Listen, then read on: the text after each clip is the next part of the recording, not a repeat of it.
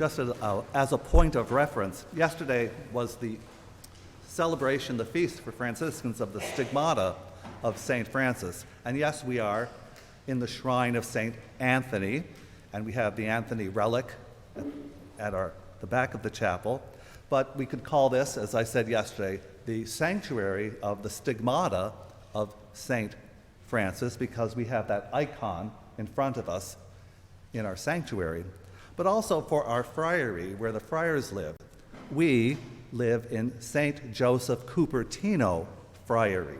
That's the name of our friary.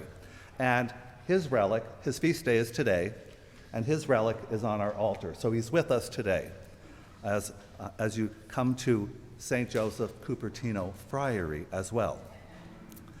Well, different people will react to crisis situations in different ways.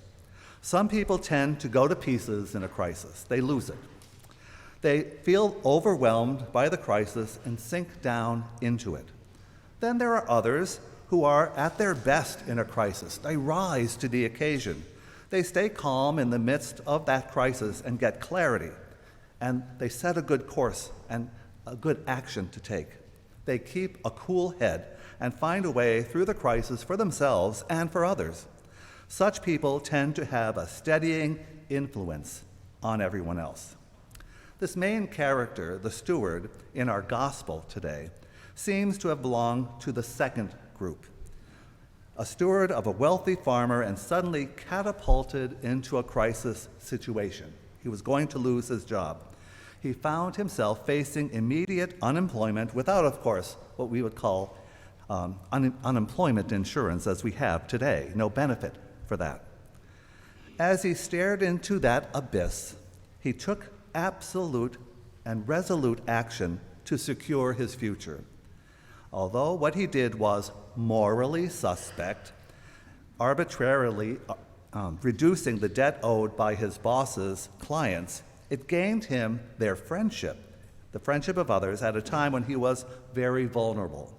Surprisingly, his decisive account won the praise of the boss himself for his cleverness, even though the boss was going to lose out in the end. And remember, it's a parable. We have to place that as a story, okay? Because quite honestly, in reading this passage earlier, it is not my favorite parable to preach about. It's convoluted, it seems misshapen for the good news of the Lord. And it's the strangest parable found in the Gospels. Believe me, I couldn't find a stranger one. But I have to put it in context with what we heard last week. And last week we had three parables. The parable of the lost coin, the lost sheep, and that extended parable of the prodigal son. Although that prodigal son portion could have been truncated if your celebrant chose the shorter version of the story. Okay, if you were lucky enough that weekend. Oh, did I say that?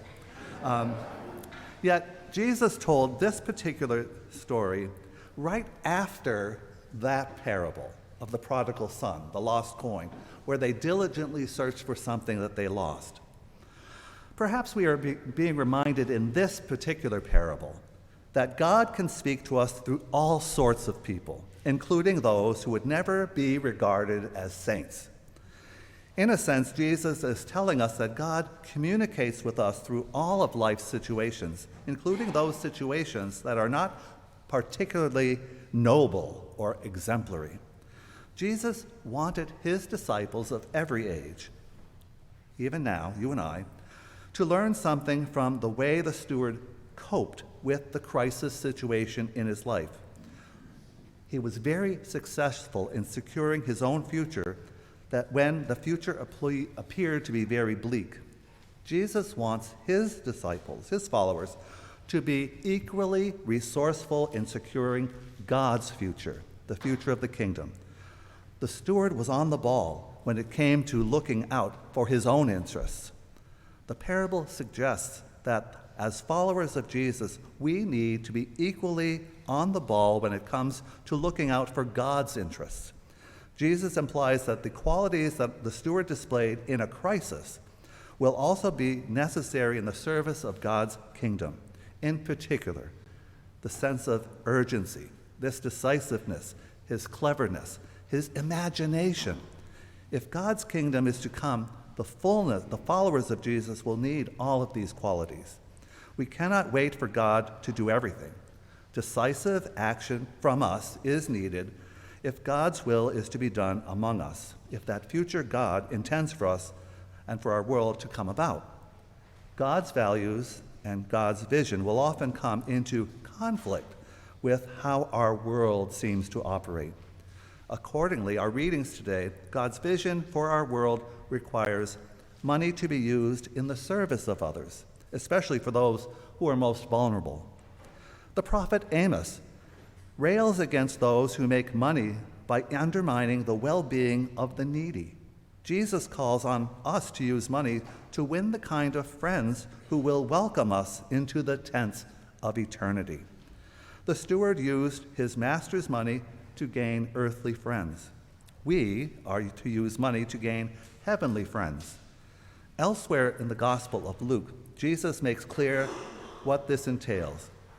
It means using money in the service of those who are in greatest need, in treating earthly riches as resources given to us in trust by God for the well-being of others. Our gospel call today is to be resourceful and decisive in the pursuit of genuine riches by becoming servants of God's vision for our world rather than for earthly treasures.